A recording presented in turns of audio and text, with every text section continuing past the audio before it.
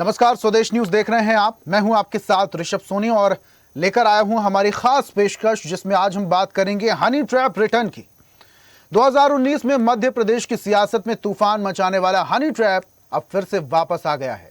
एक बार फिर इंदौर में हनी ट्रैप का जाल सामने आने के बाद सनसनी मच गई। आखिर क्या है मामला? हनी ट्रैप कैसे हुआ रिटर्न? देखते हैं इस रिपोर्ट में।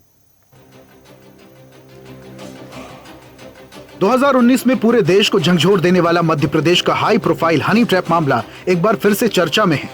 इंदौर पुलिस ने ब्लैकमेलिंग करने वाले एक नए और शातिर गैंग का पर्दाफाश किया। चौंकाने वाली बात यह है, इस नए खेल के तार जेल की सलाखों के पीछे से जुड़े हैं। 2019 के हनी ट्रैप कांड की मुख्य मास्टरमाइंड श्वेता जैन ने इस नई गैंग की नींव रखी थी। पुलिस की जांच में इस मामले को लेकर सनसनीखेज खुलासा हुआ।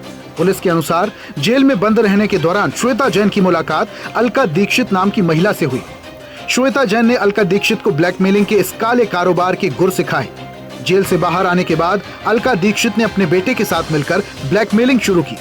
अलका दीक्षित के गिरोह में जयदीप, लखन चौधरी और जितेंद्र पुरोहित भी शामिल थे। गैंग पिछले करीब 2 साल से सक्रिय था। इस गैंग का नेटवर्क सिर्फ मध्य प्रदेश तक सीमित नहीं था, बल्कि देश की राजधानी दिल्ली समेत कई बड़े शहरों में फैला था। गैंग के सदस्य बड़े कारोबारियों और रसूखदार लोगों को हुस्न के जाल में फंसाकर उनसे करोड़ों रुपए की वसूली करते थे। बदनामी के डर से अब तक कई पीड़ित सामने नहीं आए थे, जिससे इस गैंग के हौसले बुलंद हो गए थे। इसमें मुख्य आरोपी जो महिला है, द्वारकापुरी रहने वाली महिला है, उसको पूर्व से करीब 2 दर्जन मामले पंजीबद्ध हैं और उसका बेटा भी इसमें इन्वॉल्व था और एक धार बिगमपुर निवासी एक आरोपी है, वो भी इसके साथ में। ऐसे हुआ खुलासा। इस पूरे सिंडिकेट का भांडाफोड़ तब हुआ जब गैंग ने इंदौर के एक बड़े कारोबारी हितेंद्र उर्फ चिंटू ठाकुर को अपने जाल में फंसाया और उनसे 1 करोड़ रुपए की मोटी रकम की मांग की। कारोबारी ने डरने के बजाय हिम्मत दिखाई और मामले की शिकायत पुलिस में दर्ज कराई। पुलिस ने जाल बिछाकर कार्रवाई करते हुए गैंग के सभी मुख्य आरोपियों को धर दबोचा।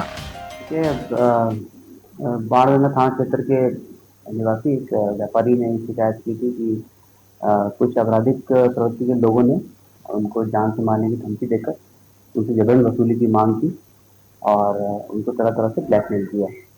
इसकी सूचना मिलते ही तत्काल क्राइम थाने पर अपराध पंजीबद्ध किया गया और 308 BNS के अंतर्गत अपराध पंजीबद्ध करके इसमें प्रतिदृष्टिया जो लोग दोषी थे तत्काल उनको हिरासत में लिया गया, उनसे पूछताछ की गई।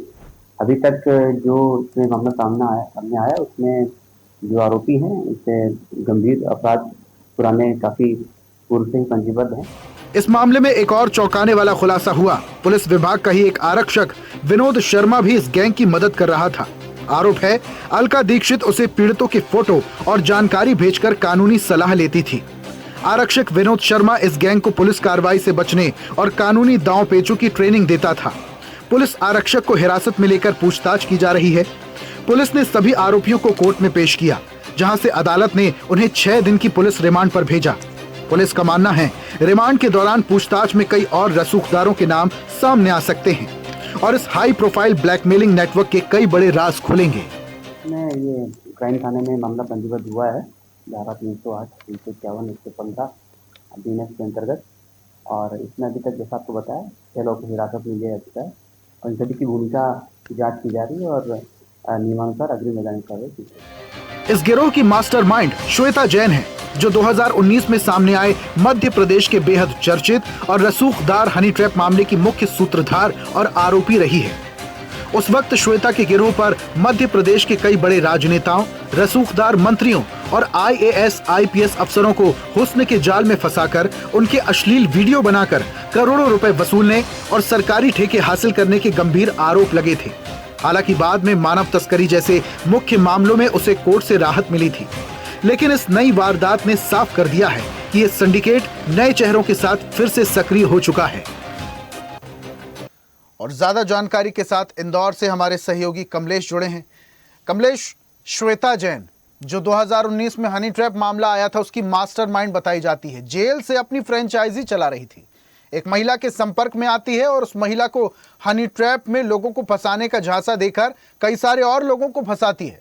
पूरा मामला जरा संक्षिप्त में बताइए कि ये हनी ट्रैप का जाल और कहां-कहां फैला हुआ है और कैसे श्वेता जैन ने जेल से ये हनी ट्रैप की फ्रेंचाइजी शुरू की। ये बड़ा ही चर्चित मामला 7 साल के बाद फिर उठा है और पूरे देश भर में इसके जो तार जुड़ रहे हैं, खासकर गुजरात और छत्तीसगढ़, दिल्ली की बात तो सामने आ रही है अभी जिसकी खुलासा तो नहीं किया पुलिस ने। यहाँ डीसीपी राजेश त्रिपाठी इस क्राइम ब्रांच के हैं जो पूरे मामला देख रहे हैं।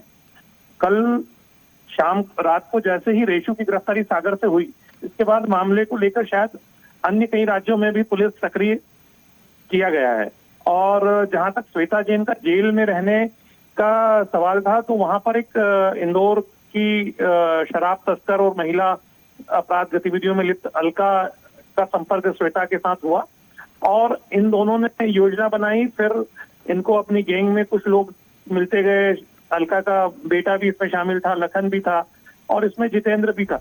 एक और बड़ी बात यह रही कि पुलिस का भी एक विनोद शर्मा करके कांस्टेबल है जो इनको सहयोग करता रहा। ये बड़े पुलिस के नेटवर्क के लिए दिक्कत का विषय है और उनके लिए जांच का अलग विषय है।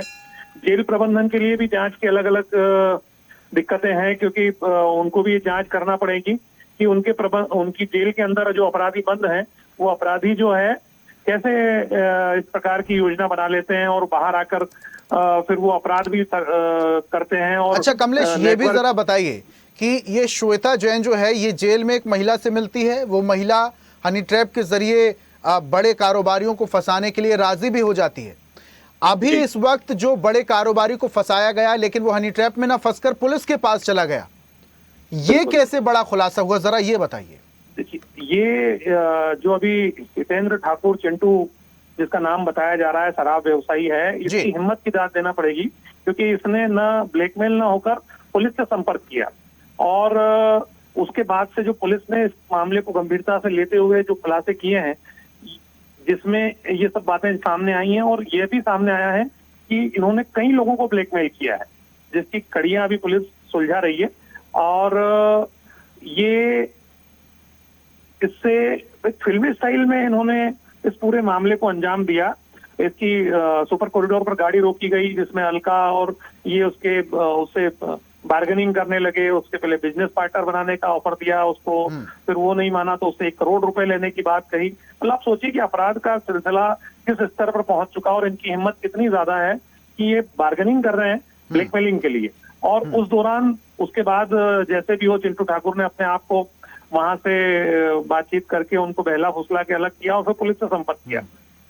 जी अच्छा कमलेश, ये जो अलका दीक्षित बताई जा रही है जिसका नाम, वो ये भी कहा जा रहा है कि वो अपने बेटे के साथ ये हनी ट्रैप करती थी, लोगों को फंसाती थी।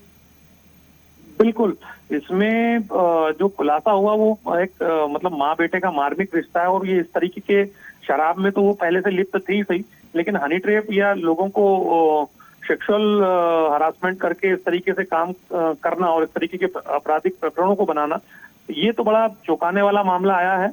और जहां तक इस मामले की अगर गंभीरता से जांच होती है तो ये मामला इंदौर ही नहीं, प्रदेश नहीं बल्कि अन्य प्रदेशों से भी जुड़ा हुआ मिलना तय है। इसमें अभी अधिकारियों से लेकर राजनेताओं तक की नींद उड़ी हुई है, ऐसा लग रहा है। ठीक है, बहुत शुक्रिया कमलेश, तमाम जानकारी हम तक साझा करने के लिए। और ऐसी ही ताजा खबरों के लिए लाइक, फॉलो और यूट्यूब पर सब्सक्राइब कर बेल आइकन जरूर दबाइए और हर अपडेट के लिए विजिट कीजिए स्वदेशलाइव.com।